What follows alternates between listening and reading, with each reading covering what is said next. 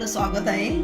आज आपण बघणार आहोत गणेश चतुर्थीचा नैवेद्य म्हणजे खीर। त्याचं साहित्य बघूया। पाऊण वाटी तांदूळ आहे, जो आपण जेवणाला वापरतो ते तांदूळ घ्यायचे। हे 120 ग्राम मी गूळ घेतलाय, 3 मोठे चमचे ओलं खोबरं, 1 छोटा चमचा वेलची पावडर, तर मीठ, 1 मोठा चमचा तूप आहे, 7-8 काजू आहे आणि चारोळी। हे मी तुम्हाला गावच्या पद्धतीत खीर दाखवणार आहे। आमच्या गावाला ही काजू आणि चारोळी मिळतात, तर तुम्हाला अजून ह्यापेक्षा जर बदाम पिस्ता काय वापरायचं असेल तर तुम्ही ते वापरू शकता। तांदूळ थोडे गरम करून घेऊया।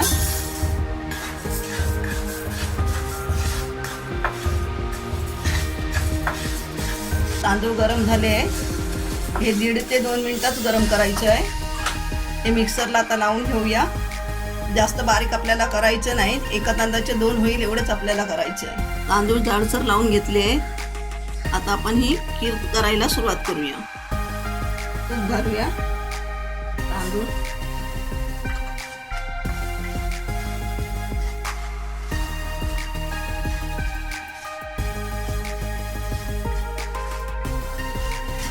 हे गरम पाणी आपण करून 3 ग्लास आपण पाणी घेतलं आहे।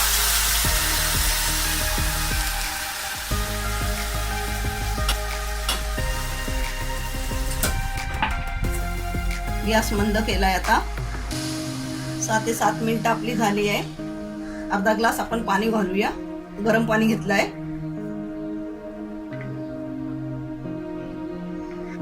चिमूटभर मीठ घालूया।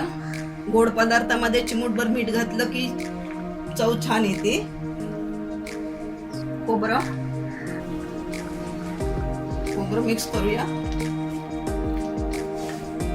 गूळ घालूया,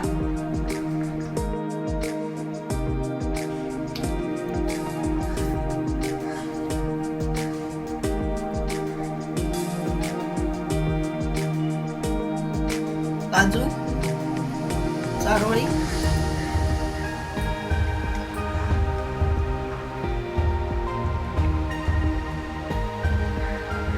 गॅस मीडियम वरतीच आहे। वेलची पूड घालूया। खीर आपली होत आली आहे, वेलची घालून झाली आहे आणि खीर आता शिजलेली आहे। ह्याला आपल्याला 17 ते 18 मिनिटं लागलेली आहे। गॅस बंद करूया। गणपतीच्या नैवेद्याची खीर बनवून तयार आहे। ही अशी आमच्या गावाला नैवेद्याला बनवली जाते, तर अशी एकदा ही खीर तुम्ही करून बघा आणि मला सांगायला विसरू नका। हा व्हिडिओ आवडला असेल तर लाईक करा आणि रसस्वादला सबस्क्राईब करा।